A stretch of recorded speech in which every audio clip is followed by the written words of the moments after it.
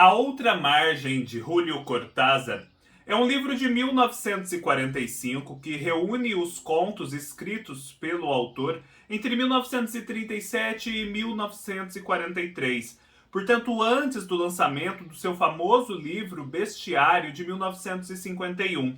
Estes foram contos que não foram escritos a princípio para formarem uma coletânea única.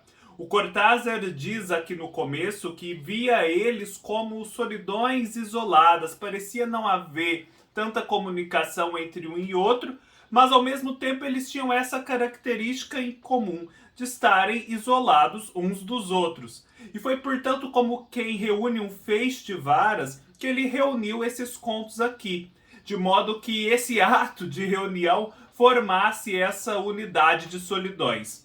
É sobre a outra margem que nós vamos comentar no vídeo de hoje. Comprando este livro ou qualquer outro produto, desde que através dos links abaixo da Amazon, você ajuda o canal com uma pequena porcentagem da sua compra. Essa leitura faz parte de um projeto maior de leitura coletiva dos contos completos do Cortázar. Para saber mais a respeito desse projeto, dê uma olhada na descrição deste vídeo. Apesar do Cortázar falar aqui no começo que via esses contos como solidões isoladas, sem muita comunicação entre si, o leitor logo percebe que há sim muita unidade entre os contos e que há principalmente unidade dentro das 3 seções nas quais ele subdivide o livro. Em todos eles há também o mesmo ar de mistério, de insólito, de suspense, de absurdo. Faz lembrar muito os contos do Poe e do Borges. Na verdade, eu nunca li nem o Poe nem o Borges, mas já ouvi inúmeras vezes outros colegas e várias referências explicando um pouco da dinâmica da obra desses escritores. O Poe com aquele ar de mistério, ar soturno e sombrio, e o Borges com aquelas indagações meio metafísicas sobre as possibilidades e fronteiras do conhecimento, misturando referências em vários labirintos. Pois é, os contos do Cortázar têm muito isso, tanto do Poe quanto do Borges. A primeira seção se chama Plágios e Traduções. Nela nós vamos encontrar 5 contos. E o primeiro que nós temos é um que se intitula O Filho do Vampiro. Os contos dessa subseção, a primeira, eles são muito marcados pela questão da morte e das mutações. Em O Filho do Vampiro, nós temos um vampiro que comete um pecado mortal para os vampiros, que é se apaixonar por uma de suas vítimas. E acaba que ele tem uma relação sexual com essa mulher, e essa mulher se engravida. Mas como será então esse filho, o filho de um vampiro, uma criatura que está nas fronteiras da vida e da morte? Pois é justamente sobre essa gravidez e suas consequências que nós vamos ler no conto. E nós vamos percebendo então que a coisa vai num crescendo de aberração, de medo, de suspense, de horror. Horror no sentido do espanto com algo que é meio que repugnante.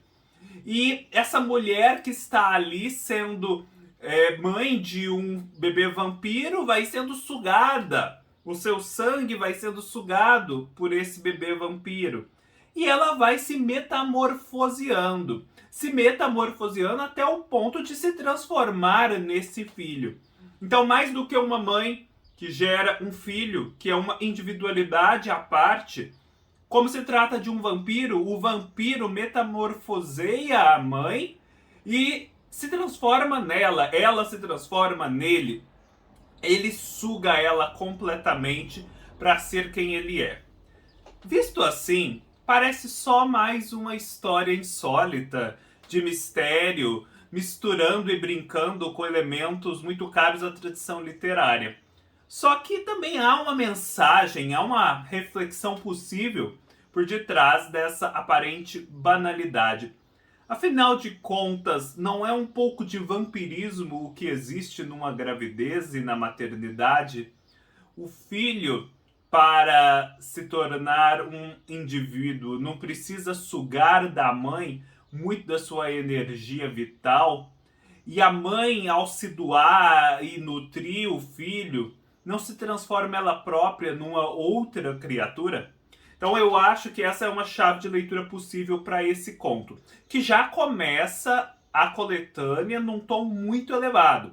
Afinal, ele é cheio de pormenores muito interessantes, e a escrita do Cortázar, já nesse primeiro conto de 37, se mostra muito firme, cirúrgica, precisa. Na sequência, nós temos um dos melhores contos, na minha opinião, dessa coletânea, que se chama As Mãos que Crescem. Em As Mãos que Crescem, nós vamos ver o Cortázar se valendo do absurdo, do exagero, do insólito, para contar uma história e falar de coisas que não estão na superfície.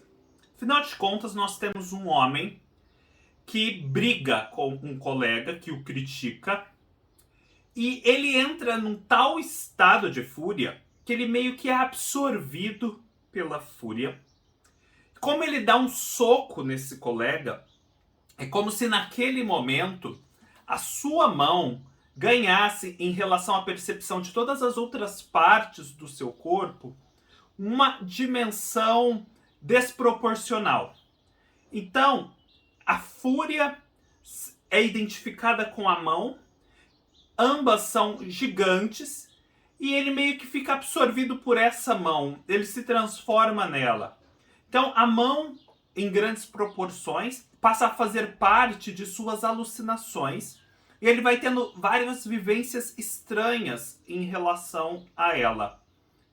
Porém, depois nós vamos percebendo que ele, na verdade, vai acordar, e o que aconteceu com a mão dele é que ele a perdeu. Ele ficou com cotocos. Ele foi agredido também. Ele caiu por terra nessa briga. Ele não só agrediu, como também foi agredido. Ficou sem essas mãos. Então, o que era uma absorção, né?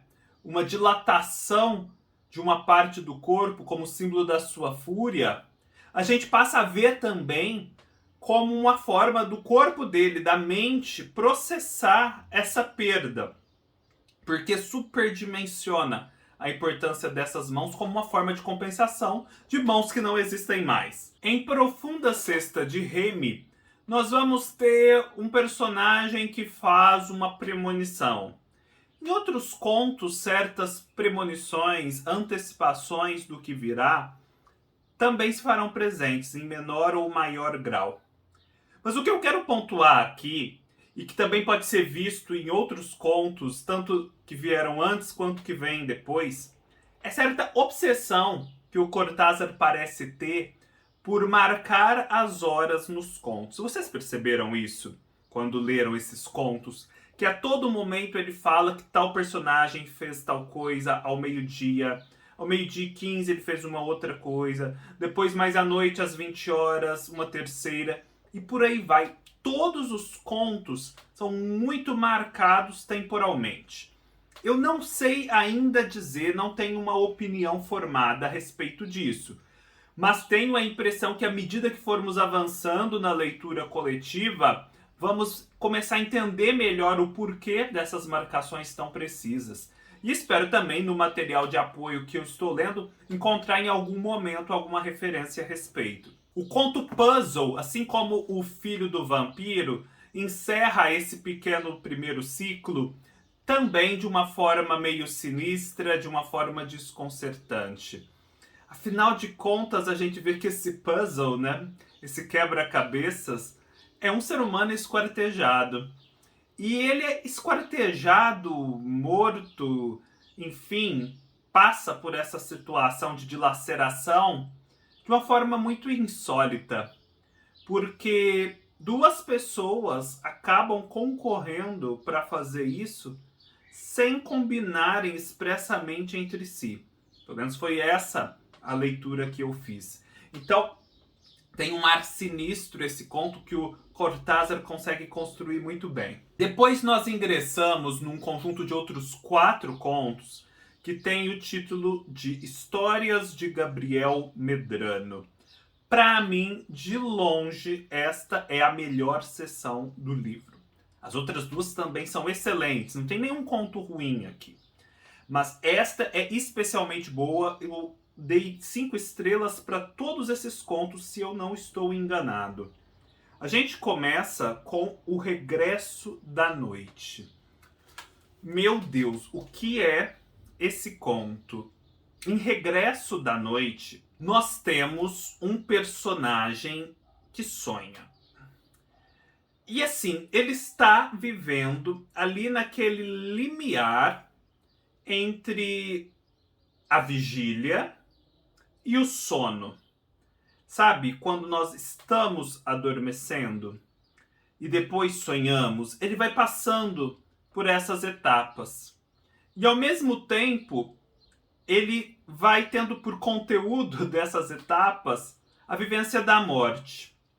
E o Cortázar vai desenvolvendo isso de uma tal forma, primeiro o leitor fica meio que na dúvida sobre o que de fato está acontecendo, se é só sonho, se é verdade.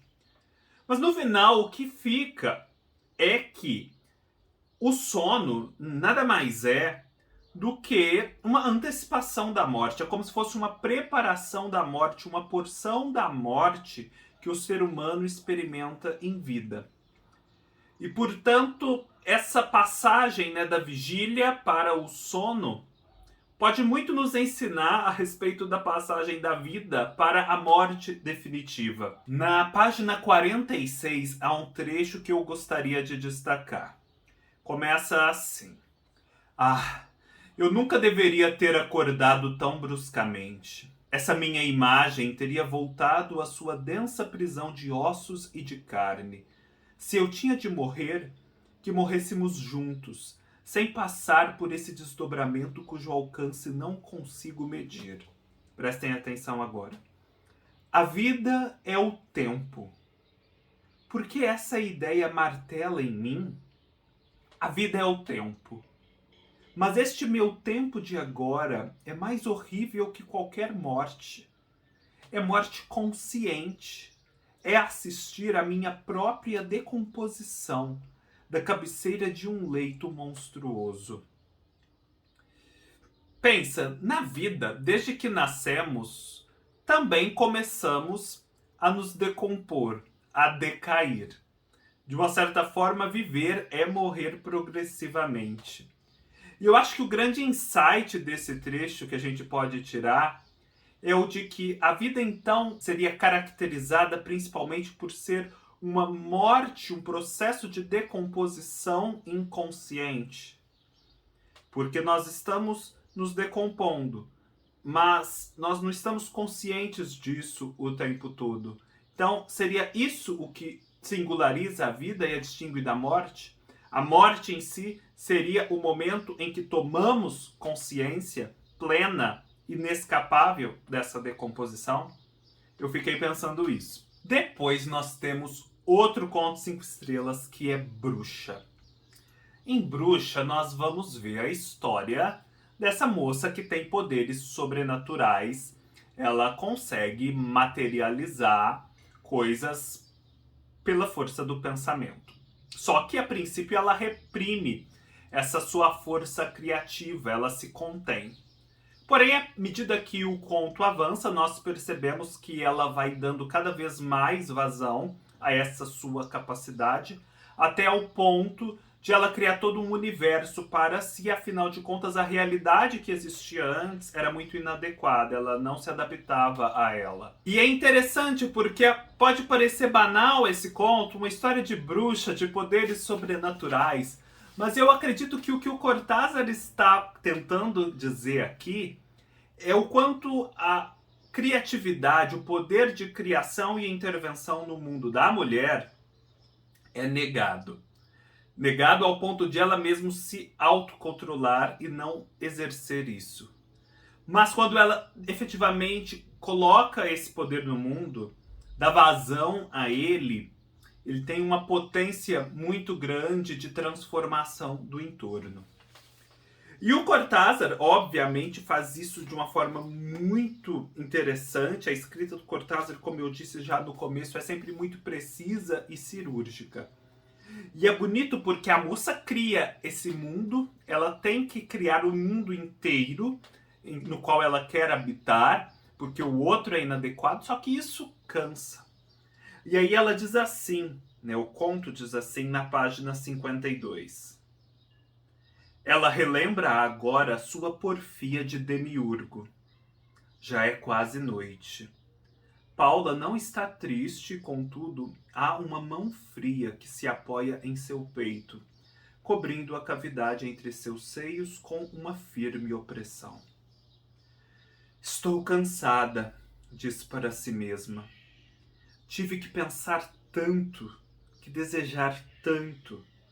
Compreende, sem palavras, a tremenda fadiga de Deus.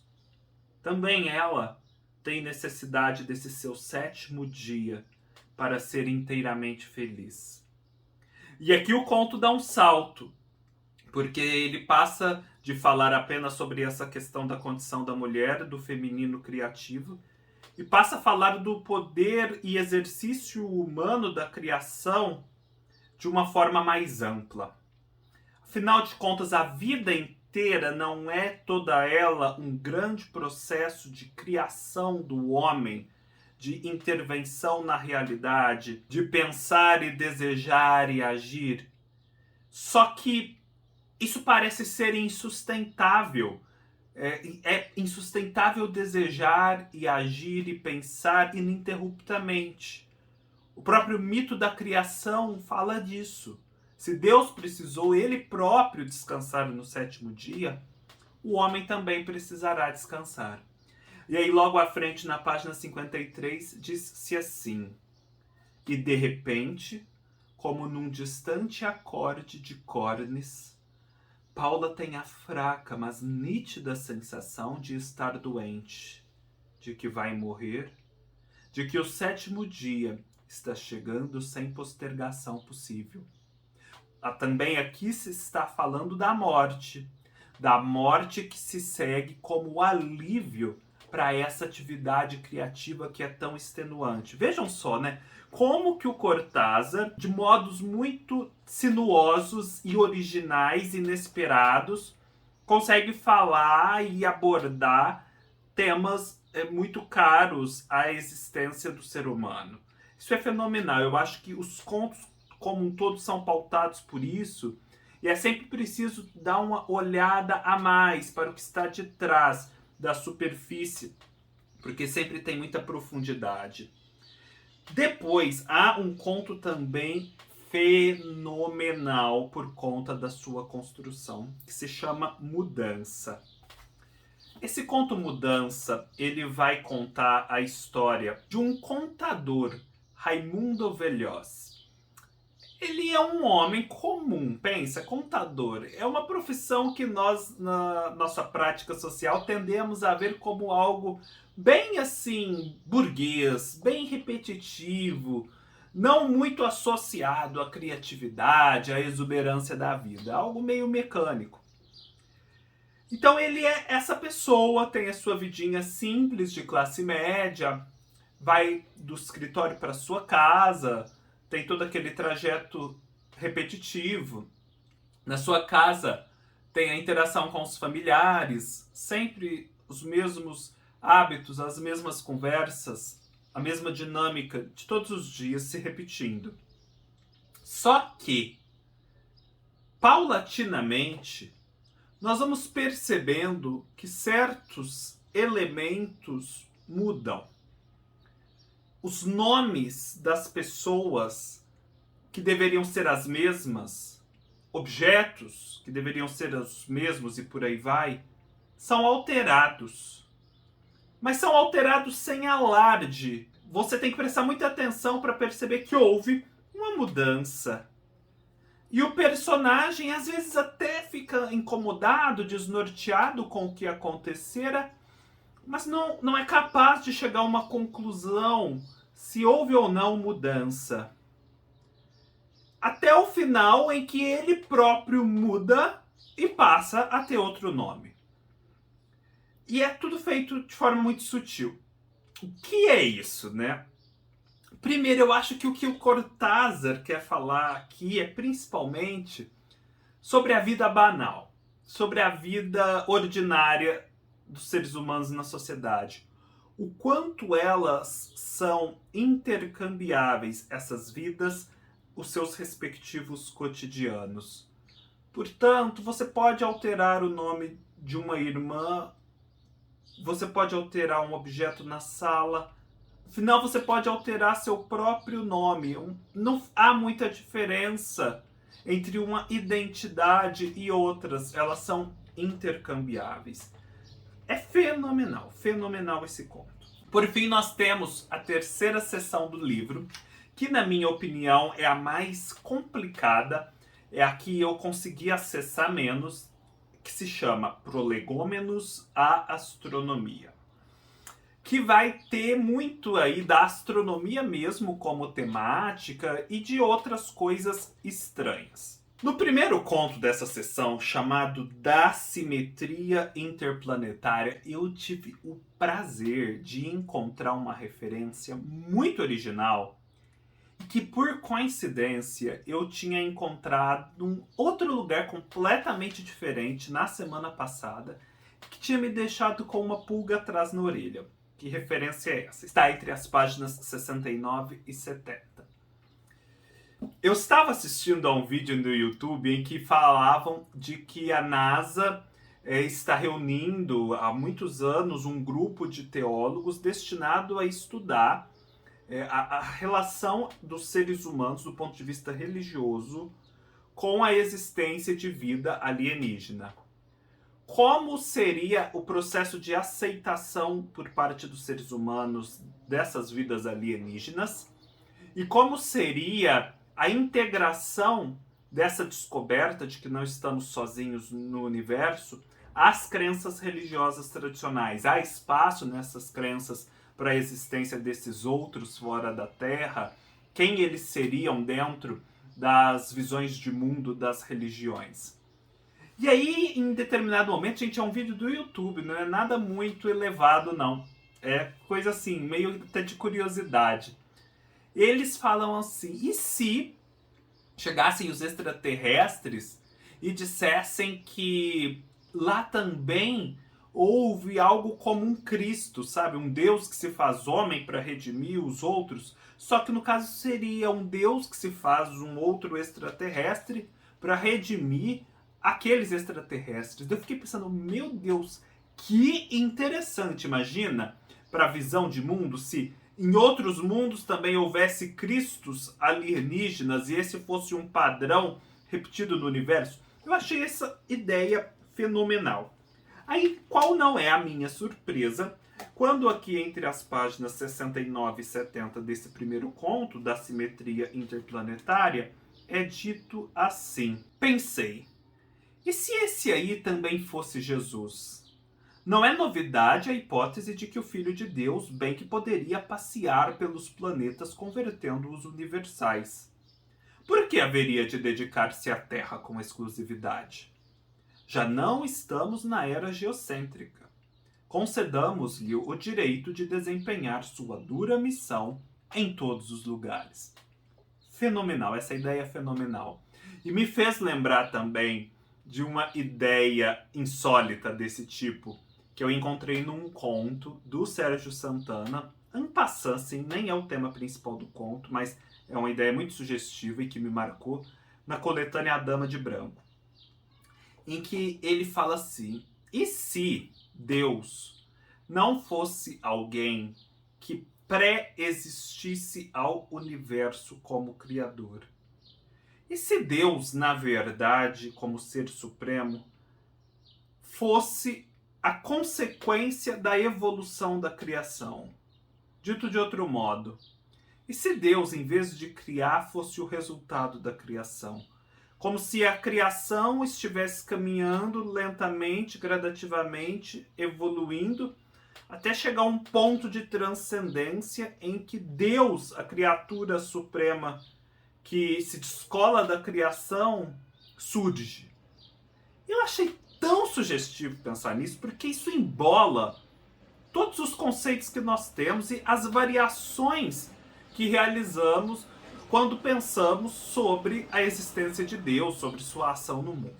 Acho que o Cortázar vai muito nessa linha aqui. Em Os Limpadores de Estrelas, eu acho que a grande mensagem é a de que existe a necessidade no mundo da existência dos pontos escuros e da sujeira. Essa ânsia higiênica por tudo limpar, tudo esclarecer, em que só o que é luminoso tem validade, me parece ser o objeto da crítica desse conto. O conto seguinte, Breve Curso de Oceanografia, é muito poético, porque ele vai explorar a existência de águas, de mares, de rios, de vasos comunicantes na Lua, e vai propor a ideia de que a Terra atraiu as águas que nutriam a Lua e por isso a Lua passou a ser seca. Teria sido um ato de violência cometido pela Terra em relação à Lua.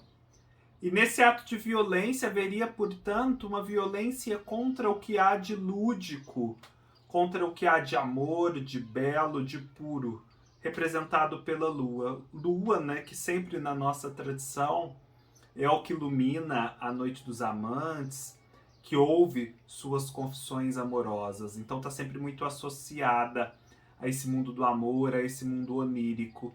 Só que ela está seca hoje em dia, sem águas. A gente vê as marcas deixadas pelas águas de antes, pelo menos na visão do Cortázar aqui no conto.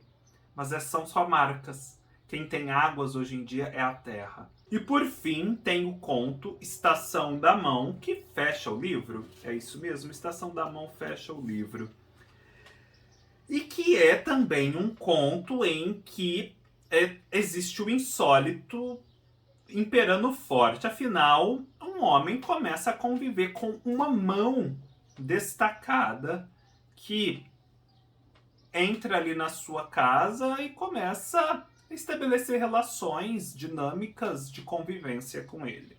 E ele começa a ter carinho por ela, a ter apreço e conviver com ela como se fosse um indivíduo, um ser humano. Só que, obviamente, há nisso um mistério.